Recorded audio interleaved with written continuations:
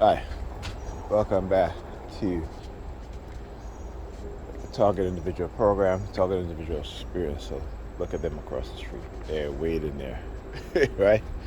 Literally waiting there. So let me tell you what they did. I got up, went into to go to use the bathroom. I talk about the use of color and how they want to create like a pattern with colors. So I go to use the bathroom, and my sister's cleaning the bathroom, and she has on these pair of yellow gloves, right? And as I come out, those three they're just standing there now. They were just standing there. It wasn't like they come out the building. See how they're fidgeting around? See, look at her now. She comes over here. Look, see how they? I mean, damn! It's a laundry basket, right? Laundry bag, right? Look what he's doing. I want you to understand the ridiculousness of what it is that they do. Now they could have done that inside their house, right? But no, they wanted to wait for me to come outside because they know what they were doing. Silent sound, right? The manipulation and the surveillance within our home. And then, yeah, the guy come out of the building wearing all black, you'll see, and looking up at the window, right? And then I hear, right, getting very low, a whistle. So this is what they've been doing a lot. So sometimes when they cannot use when they overexpose themselves, they cannot use their noise campaign, the sirens, or what have you. Or sometimes they'll use the Hunger Game theme song. You know, sometimes if I'm home, they play it multiple times during the day, and then particularly on the weekend, they'll use their air raid sirens at times. Yeah, exposing all their shit. This is what they'll do.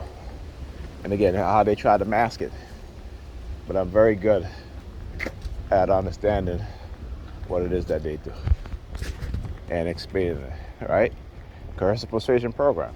Go to the website, psychologicalharassment.com. Or is it .org now? Either one of the two, right? And you'll see exactly and read exactly what I'm talking about, because they years ago when TI found that website was let me tell you, it was like, when they say that was something is God said, the Christians would say that. Well, for TI, that website was an amazing source of information, and so it basically tells you everything that they were doing or they were going to do. All the tactics, all their methods. They don't get into the technical aspect of direct energy weapons. Look, what happened, bro? You was going the other way. What happened? What happened, bro? I guess you come back this way. Why? When they do that, they want to show me how it's in the bag. You got it in the bag. I ain't got shit in the bag. Shit, I got shit in my bag. Let's see. Make sure. Yeah, you want to see my bag? That's my bag. I got shit. Y'all got imaginary shit in there, that's what. Anyhow. So, as soon as I got home last night, I walk into my bedroom there, again, start with the remote door monitoring. I go to the bathroom, come back into my bedroom.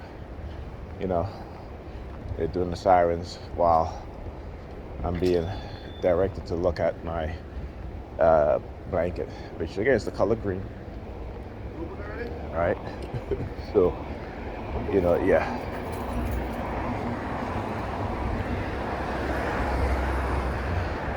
So when they engage in that stare on the top of my head, I stare back on top of their head. I went into the store to get changed. That's my normal routine, and I'll tell you, sometimes you get used to a routine so much that even when you don't need to go, you still go in there. So yeah, I went in, but I already have changed for the bus. Yeah. Staring at the top of their heads. Oh, you just wait till I employ some of my new defense mechanism. Already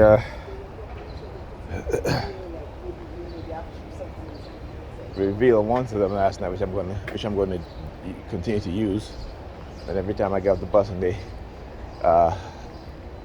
look up at that building.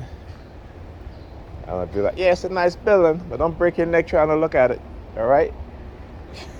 You see? I might use a different catchphrase too. Wow, that's a tall building. You know? You want to live there? You know?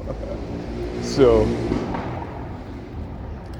yeah. So I was watching an interview with, I think it was Dr. Claude Anderson, and he was talking about what the white racists would have been trying to do to black people, which is to make us emotionless people, right? So we don't have that love for each other the other groups have, and we don't have that love for our children, so that when the white racists and the police force kill our men, our young men, our young boys, that, you know, they've created through the conditioning a numbing of our emotional pain, a numbing of our feelings.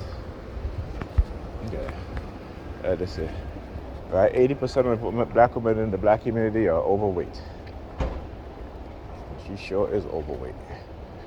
They don't even want to damn join the damn gym or go work out. Accept me as I am. You know, I'm 350 pounds. You know, but you got to have a six-pack. You got to be making over 100K. You know, you got to be tall. You got to have 6 inches or more. You know, you can never question them. You can never hold them accountable. Right? They always got to be right. And you got to accept that. And you got to accept the fact that they'll cheat on you. They'll have kids with other men and claim to be yours. And yes, and they'll tell you, so what? So what if I cheated? So what if I had another baby by somebody else? You've been taking care of this child for a whole year. She's your daughter. No, ma'am. Okay, children are not, you know, like the mindset that the mindset that has been created within a lot of black women in the black community. And again, I don't blame them, okay? Because they don't know. But it's when I tell them, and when, you know, those of us who are conscious and awakened and know, they got the color yellow theme again I'm talking about. See? All right? I want you to see the pattern of what's going on. Look, color yellow theme again.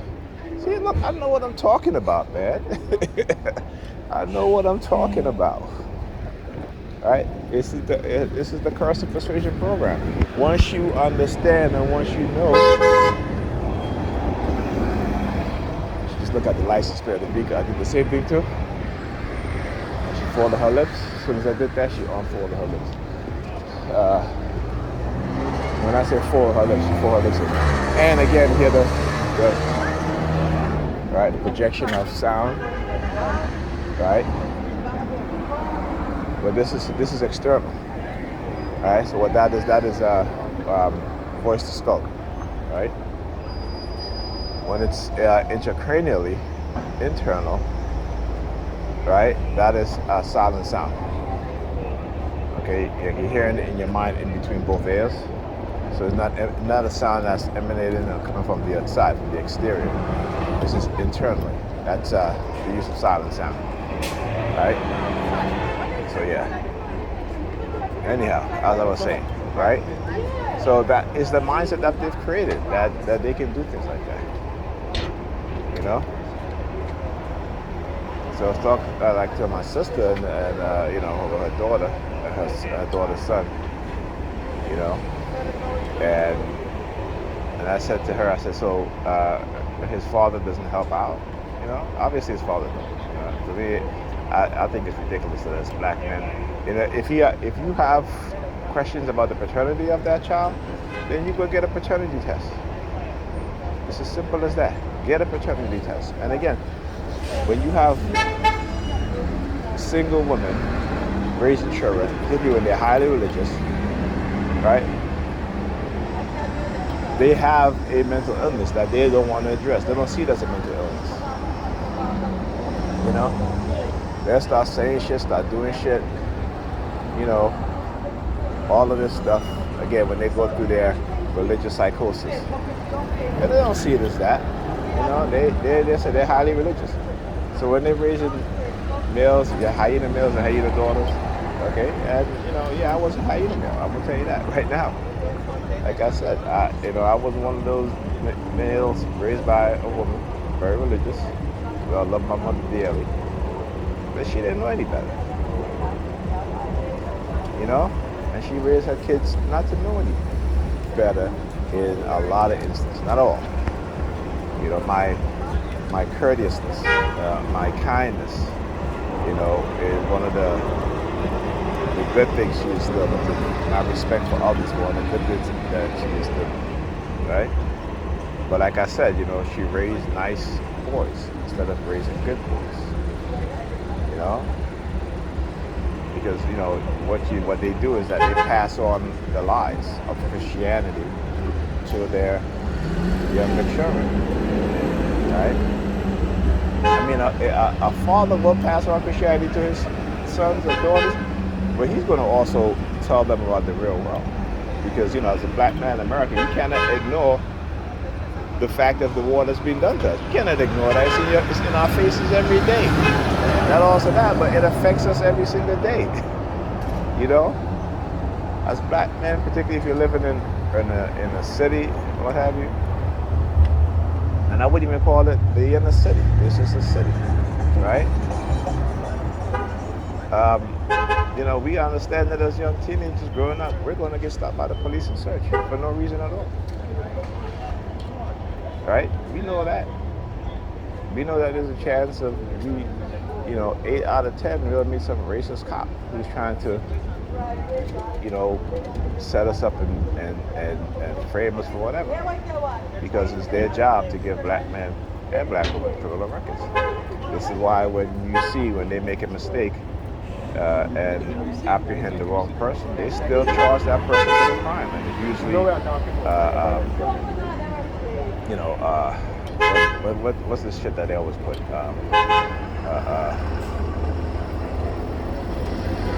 That one charge that they always use, okay?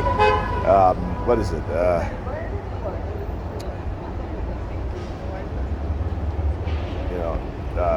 Assault or whatever, police officer, when they know you didn't assault them only because you pulled away because they were trying to grab on you for no reason. They're trying to grab you for no reason. So your natural instinct is to pull away. And sociologists and psychologists have said that that's our natural instinct as human beings. Okay, so whether we want to do or not, it's instinctive.